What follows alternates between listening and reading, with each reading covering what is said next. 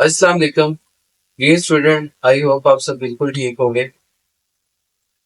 एक बहुत important concept है सिंपल हार्मोनिक मोशन से रिलेटेड कि जब भी किसी बॉडी को हम मूव करते हैं मीन पोजीशन से एक्सट्रीम की तरफ, तो तब उसका जो टाइम रिक्वायर्ड होता है वो कुछ और होता है।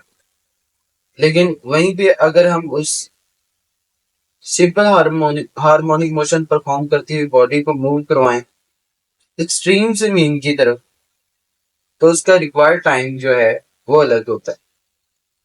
अब टाइम चेंज होने के साथ साथ उसका जो फेज होता है वो भी चेंज हो जाता है। तो यहाँ पर इस चीज को हम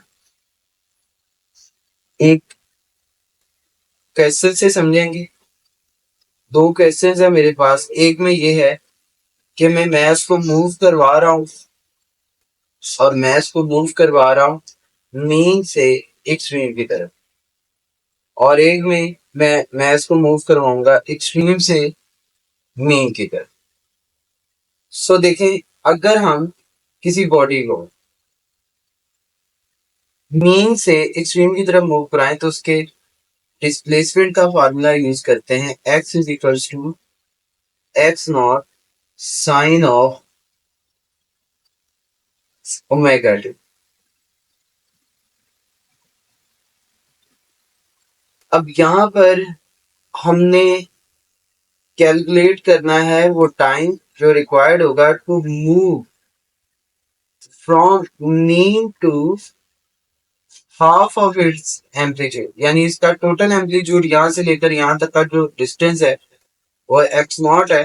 तो आपने इसके हाफ तक इसको मूव करवाना है, यानी एक्स नॉट ओवर टू तक। तो हमारे पास जो x है वो बराबर हो जाएगा x not divided by two. तो ये हमारे पास आ जाएगा x not over two equals to x not, और ये बन जाएगा साइन ओमेगा को लिख सकते हो आप 2 pi over capital T into small. X not से एक्स नॉट कैंसिल हो गया और यहाँ पर बच जाएगा 1/2 इक्वल्स टू आ जाएगा sine 2 pi over capital T into term. ये उधर जाके साइन इनवर्स होगा। Sine inverse 1/2 is equals to 2 pi over capital T into क्या आ जाएगा स्मॉल टी। अच्छा, ये जो है साइन 1/2 होता है 30 में। 30 को अगर रेडियन के फॉर्म में लिखें तो ये बनता है पाई बाय 6। तो ये वो एंगल है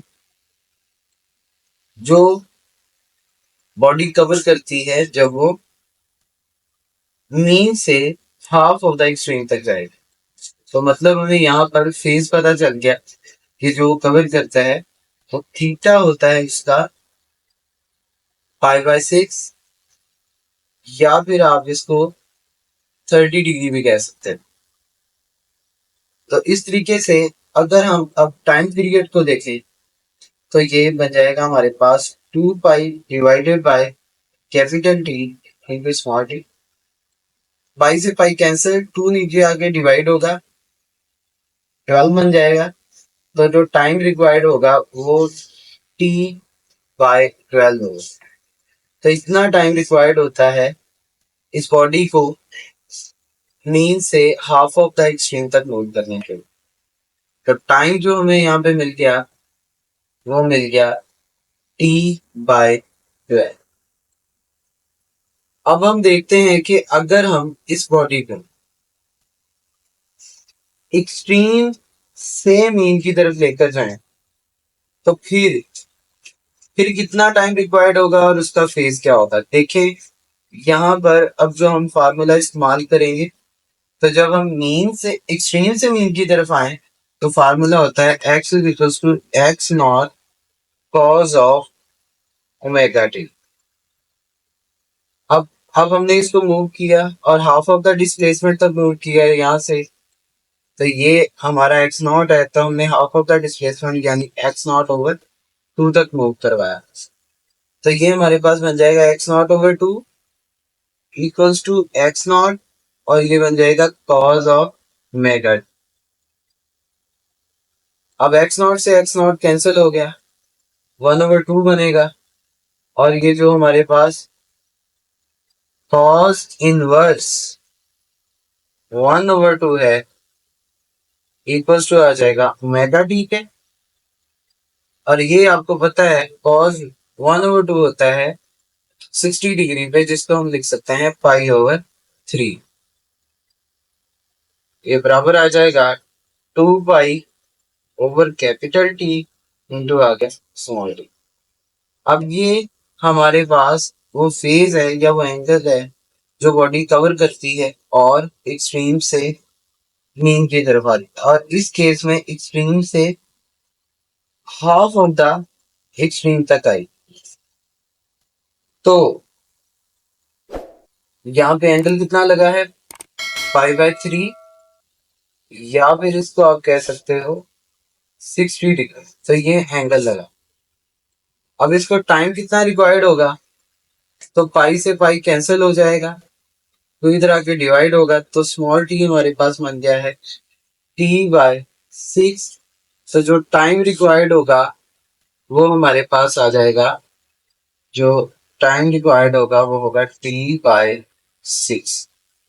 तो इससे हमें ये पता चला कि मीन से एक्सट्रीम की तरफ स्पीड कुछ और होती है और कुछ और टाइम रिक्वायर्ड होता है, और अगर वो एक्सट्रीम से मीन की तरफ आए तो स्पीड चेंज होने की वजह से टाइम रिक्वायर्ड डिफरेंट हो जाता है।